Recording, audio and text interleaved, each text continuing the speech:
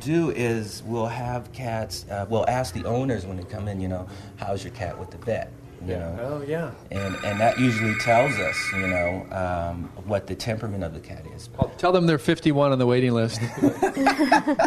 And so what happens is that, sometimes that doesn't even really make a difference because it's really about your personal relationship with the cat. So they may be fine with the vet. And then when you get them back for a groom or you want to pick them up or you just don't know. So you have to, handle them with kid gloves, I guess you could say. You're also not putting your thermometer in their back end, so they're more likely to be in a good mood when they come in here. None of that. We don't do that, but that's an idea. No, just kidding. So what we'll do is we'll have, like a lot of times with grooming cats, that's really where you want to know because, I've groomed hundreds of cats, several hundred cats, and usually there's only like a handful, I could say probably 5 to 10 cats that I just could not do. And then in that case you need like a mild sedative, which, you get from the vet. But most cats, contrary to opinion out there, can be groomed. They can. It's just really about your demeanor when you're doing it. If you're upset, the cat will. They notice. They'll know if you're angry or if you're on a time restraint. They'll know it.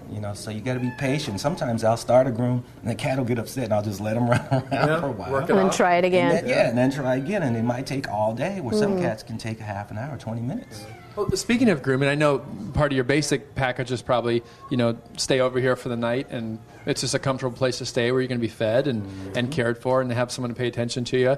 And then you have your upper end packages where it's more like a spa visit for an animal. Yes. Talk about the highest end. What is like the deluxe package? Deluxe package. Well, that depends on the combination. Like we do soft paws, and that sometimes that's just front paws, Tell us a little about what soft paws are. People might not know. Soft paws is an alternative to what we'd say decline. Yeah. And we so, like that alternative. Yes. And so we'll put them on the front, and then sometimes they'll want them in the front and the back. We'll put them on the front and the back.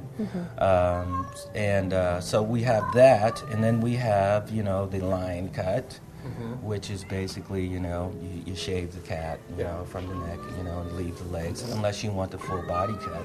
And that's we'll shave the hair on the paws and the legs, and and so that's some of the higher end things that we do here. Massage too. Kitty massage, as you saw earlier. Oh yeah. Well, that comes free though. So that's like an added little bonus there. Freebies at the Cat's Inn. There you go. And so those are some of the. Most people want that combination. They want the line cut, and they want the brush outs, and they want the soft paws. And so depending on your combination, we set up a package for you. Oh, that's great. What is the very basic? Just to people may be wondering, well, how much is it going to cost me to bring my cat in there for the weekend for a couple nights stay? Well, it's $19 per night.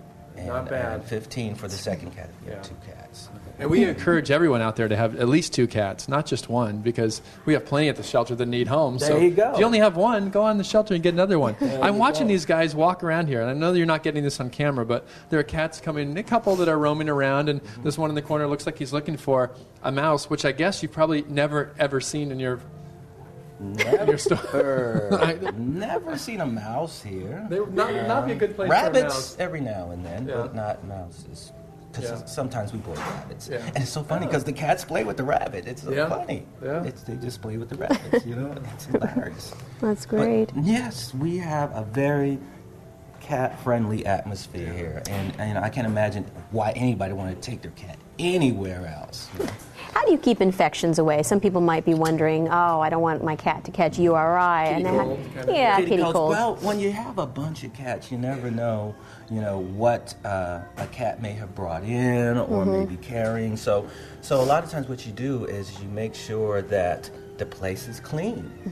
That's the best prevention is cleanliness right there. And so we do that as much as possible. Sometimes cats are on medication for colds when they come in, and it might be in a stage where another cat might catch a cold. And then in that case, then what we'll do is we'll call the owner and say, we need to have you see the vet to get the medicine needed for that, and then it's gone. But that's rare.